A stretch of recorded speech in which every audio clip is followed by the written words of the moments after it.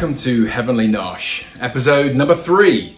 And today we are going to look at the formation of the Jewish people.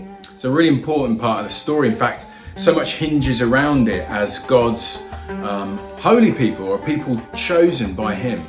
And we'll unpack what that means in a second. And I'm going to do it in sort of some different stages. So we're going to have a meze platter, a Middle Eastern collection of plates. It's probably one of my favorite ways to eat, but you know, it'll make sense as we go along. So to begin with, we're in about Genesis 12, so halfway, kind of still in Genesis. It's a big book, and so much of the early origin stories are happening in that book. It's a great book. God forms this people, and He forms it through a guy called Abraham. And to understand why, I think there'd been a series of situations that had happened beforehand where God had been trying to kind of communicate and teach people how to live, but it just wasn't working. And He realized He needed to start with a family to teach them how to live life in all its fullness, to teach them about worship, about God's law and His ways. And a lot of the Bible is about understanding God's ways, and I like that description. His culture, His value system. And really that's what the Israelites were about. They were a group of people, a group of families that were learning about God's ways and modeling God's ways to the rest of the world. Really, God desired to show the rest of the world who He was through the Israelites. It wasn't that the Israelites were special and everyone else kind of was discounted. The Israelites were the means by which the whole world could come into relationship with God, like a lighthouse, you know, on a hill pointing the way towards God. And we have something called the Abrahamic covenant, and it's an agreement, a contract that God made with the Israelites, with Abraham. And it was a kind of a blessing-based thing. If you live in this way, if you follow me, if you live according to my ways, I will bless you. I'll make your name great, make you famous. I'll bless your wealth and your land. And the idea behind that blessing is that you would then go and bless other people. This whole story is about God's desire to bless all peoples through the Israelites, so that He would bless them and they would become a blessing to their neighbors and beyond. It's a really beautiful thing, and I think it's one of the important aspects of His character. And He says, I'll bless you, and your family will multiply like grains of sand. And I have chosen tabbouleh. We're going to make tabbouleh. And this is cracked wheat, because it kind of looks like sand. That's my tenuous link. And it's cracked wheat. So it's very different than couscous. Couscous is kind of flour that's been with water rubbed together. This is a whole grain and a whole wheat grain. And it's really, really good for you. If you like eating couscous, I would encourage you to move over to bulgur wheat is the name, bulgur wheat. And move over to it, it's way, way better for you. It's good for digestion, weight loss, health, all kinds of stuff, because it's the whole cracked wheat. What I've done here is I cooked it very, very briefly in some chicken stock.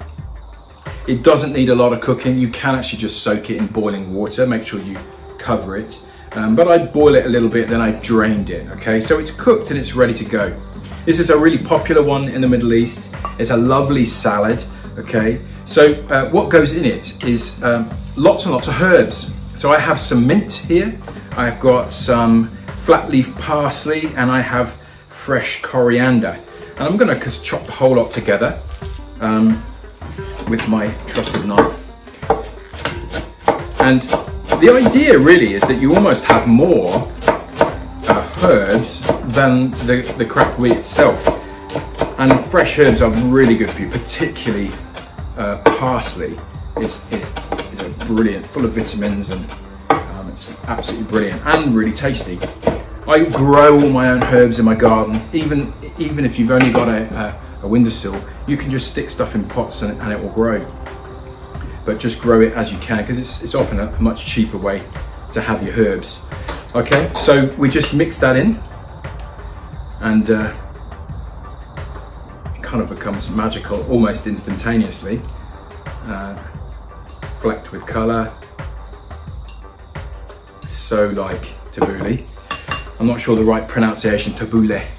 A lemon, I'm going to put a whole lemon into that. I've also put some virgin olive oil into it to sort of coated the grains. But as much lemon as you want to put in, it should be quite lemony. Mix that up. I also put a bit of salt and pepper in. And we're kind of nearly done. So you can kind of decorate it with whatever you want. I've got some almonds here. Chop a few almonds. I like putting nuts in. You can put in pistachio nuts, almonds, whatever you want. Whatever you kind of like eating. I have a few raisins here. A few raisins that can go into it. Some dried apricot. And again, you can kind of be creative. I'll give that a little bit of a mix just to kind of fleck it through. Looks nice. And a few jalapenos.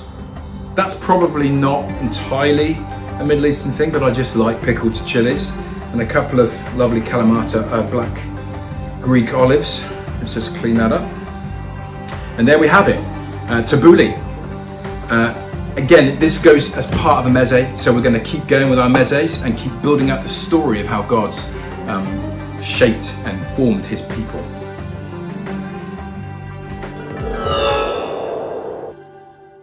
Okay, so we've done part one, the tabbouleh, the multiplication of the Israelite people. Part two is God gave them the law. And if you remember that you've got this part of the story with Moses, we've skipped on a little bit now in the story, and God teaches them the law of life. And God's law of life is that we would enjoy all the fullness of life, or we would have a life in all of its abundance. And God desired that for the Israelites, but also for all of his children, the whole earth.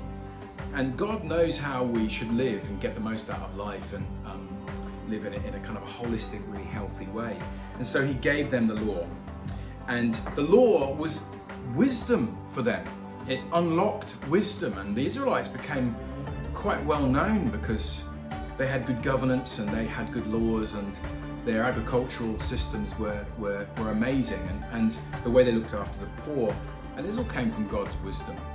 So I thought this wisdom section we could make full madamas. It is a bean stew, and I love it. It's from Egypt actually. But there's probably developments or variations of bean stew that have been going on for a long, long time. Even right back as sort of someone like Esau and Jacob in the Bible, there's a whole story with them around bean stew. So it's probably a very ancient thing. The Egyptians use brown broad beans. I've not used those, they weren't so easy to get hold of, so I've used Mexican pinto beans, which I really like anyway. But it's a stew, so I've boiled these up, I soaked them for 24 hours. It's a lot cheaper to use dried beans than in a can, and they last a lot longer. So I soaked them for 24 hours, and then I boiled them in water, and in that water I put olive oil, no salt, because beans don't want salt when they're cooking, they go hard. Quite a lot of garlic, and some bay leaves, and a little bit of cumin. And so that's cooked, and these beans are nice and soft, and they're at the sort of first stage. So what we're going to do, I'm going to put more garlic in it. The Egyptians love it garlicky and lemony. I've got lots of lovely Egyptian friends, and every time I try and cook this, they go, yes, it's nice, but more garlic. So I'm going to put in 2 cloves, quite big cloves, bearing in mind that I'd already put some in already. So that's quite an easy way to get the skin off, just bash them, and the skin comes off pretty easily. Okay, so I'm going to just put those in the pestle and mortar. Okay, and I'm going to put some lemon into that. So we're going to put lemon juice, and lemon juice will start cooking the garlic. It will, as an acid, it will start breaking it down, taking some of that raw flavour out of it. So kind of pound that up a little bit more. We've got a nice garlicky, lemony mix. Don't need it to be too finely mashed up. So I've chosen beans because in the ancient world, beans represented wisdom. I've been trying to work out why, but they've often been symbolic. Even the Greeks would have said the same thing. So I'm going to put all this lovely garlicky, lemony stuff into the mix. Yeah, beans represent wisdom. And actually beans are really, really good for you. They've got so many kind of the basic nutrients for life, health, fiber, the right kinds of fats. So beans are amazing, and I cook beans for my family all the time, whether it's Mexican food or curries or Middle Eastern food. And Egyptians would have this for breakfast, which is unusual if you're not used to that, but Egyptians love this for breakfast, and they'll dip bread into it, so it's called ful medamas. Now, people differ on this, but I like the spicier version.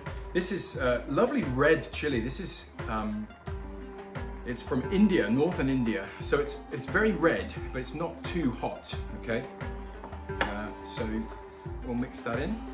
Instantly, it will change the color. I'm going to put a bit more in because, again, chili's pretty good for you. I've got some cumin. I'm going to put some more fresh cumin seeds in, and some sumac. So sumac is a berry from the Middle East. It's another lemon version. It's quite a lemony spice. I love it. It's quite red, but again, it sort of adds that sour note to it, along with the lemon that I've added. And I'm going to put a little bit of concentrated tomato in, just a little bit, not too much, and just to give it a bit of a tomatoey background. Oh man, it smells so good. So that's just going to cook away slowly. And this represents wisdom.